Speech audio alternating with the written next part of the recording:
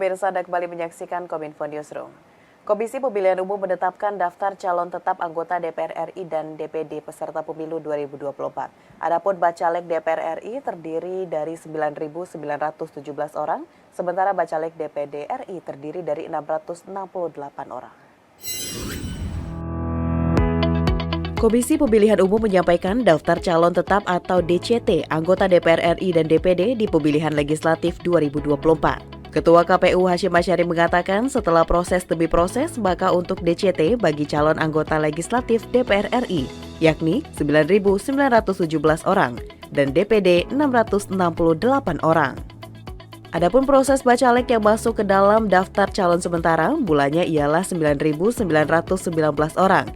Namun, setelah adanya tanggapan dan masukan masyarakat serta tahap verifikasi, kembali berubah menjadi 9.917 orang. Jadi 919 menjadi 9918.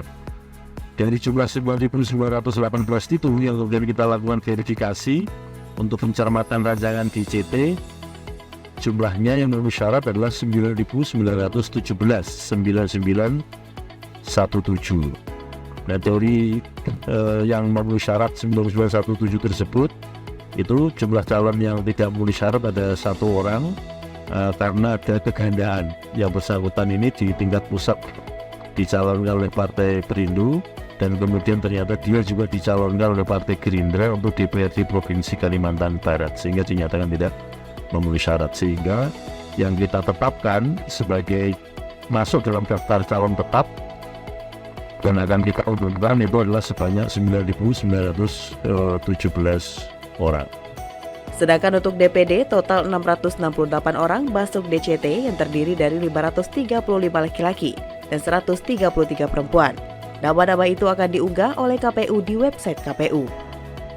Tetap anggota DPD yang kita tetapkan hari ini jumlahnya adalah 668 orang. 668 orang dengan perincian laki-laki 535, kemudian untuk perempuan 133.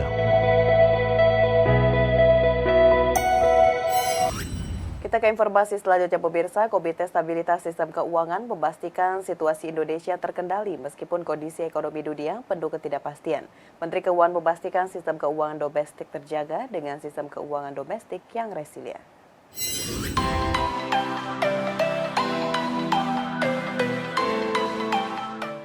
Komite Stabilitas Sistem Keuangan memastikan stabilitas sistem keuangan Indonesia tetap terjaga di tengah meningkatkan eskalasi perekonomian dan pasar keuangan global. Dalam rapat koordinasi KSSK keempat 2023, Menteri Keuangan Sri Mulyani mengatakan, perkembangan ini didukung oleh sistem keuangan domestik yang resilient serta merupakan hasil sinergi dari KSSK. Kendati demikian, Menkyu menyampaikan bahwa kondisi ketidakpastian ekonomi global masih perlu diwaspadai. Hal itu tercermin dari proyeksi Dana Moneter Internasional atau IMF yang memperkirakan pertumbuhan global pada tahun 2023 mencapai 3%, serta melambat pada tahun 2024 menjadi 2,9%. Mengingat tekanan inflasi diperkirakan masih terus berlanjut akibat adanya eskalasi konflik geopolitik yang berakibat pada kenaikan harga energi dan pangan, terjadinya fragmentasi ekonomi, serta terjadinya fenomena El Nino, Menkyu memproyeksikan suku bunga The Fed atau Federal Fund Rate masih akan berada di level yang tinggi untuk jangka waktu yang lama. Meski begitu, pertumbuhan ekonomi Indonesia diperkirakan baik dan berdaya tahan, ditopang oleh konsumsi swasta yang diperkirakan masih tumbuh kuat. Hal ini sejalan dengan indikator keyakinan konsumen yang masih tinggi, serta terkendalinya inflasi dan aktivitas terkait penyelenggaraan pemilu 2024 dengan pertumbuhan ekonomi nasional pada tahun 2023 diproyeksikan mencapai 5,1%. Pertumbuhan ekonomi nasional ke depan diperkirakan masih tetap terjaga kuat. Pertumbuhan ekonomi untuk tahun 2023 diperkirakan pada tingkat 5,1%. Ketua Dewan Komisioner Otoritas Jasa Keuangan Mahendra Siregar mengungkapkan sektor perbankan tumbuh tangguh dengan permodalan tinggi dan kinerja intermediasi positif. Hal ini dapat dilihat dari rasio kecukupan modal perbankan yang mencapai 277,41%, serta pertumbuhan kredit secara tahunan yang menyentuh angka 8,96%.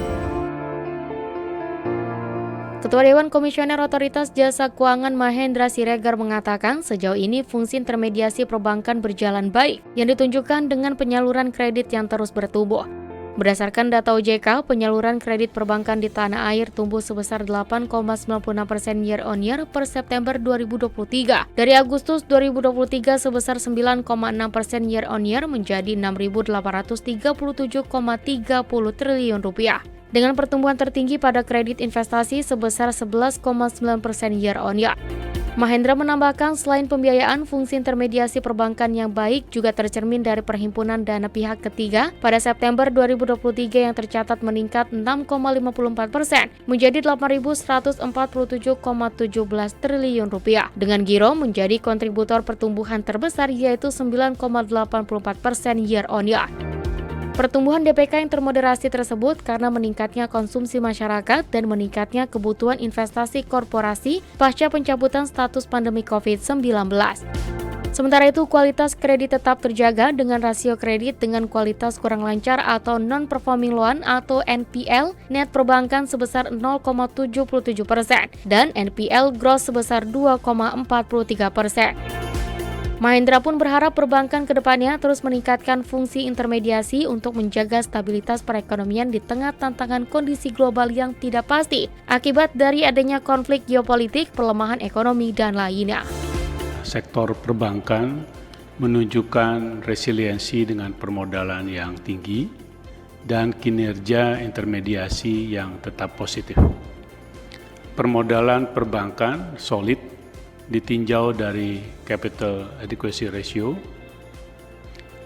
industri perbankan yang tinggi sebesar 27,41%. Fungsi intermediasi perbankan berjalan baik dalam menopang perekonomian, baik dari sisi pembiayaan atau perkreditan maupun dalam penghimpunan dana.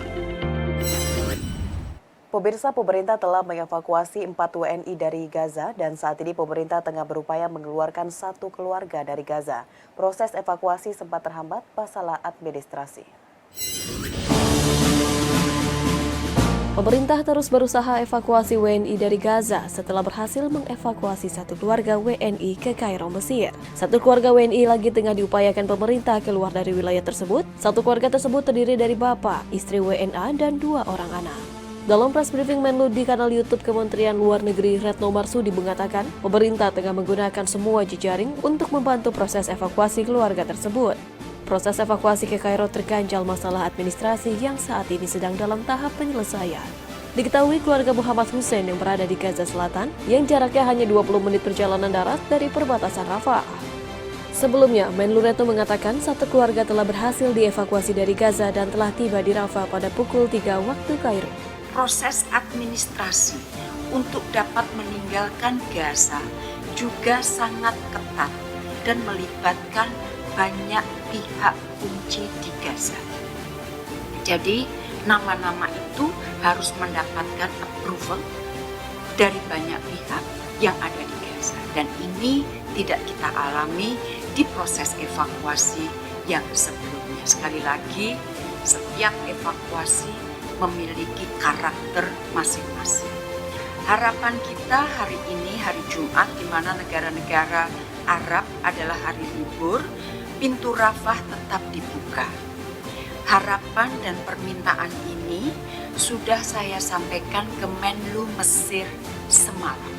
Saya langsung berkomunikasi dengan Menlu Mesir untuk menyampaikan permintaan agar pintu Rafah dalam hal ini adalah bagian dari yang di bagian Mesir dapat dibuka di hari libur hari Jumat. Pemirsa, usai jeda kami akan mengajak Anda untuk dialog mengenai potensi besar ekonomi karbon Indonesia sesaat lagi.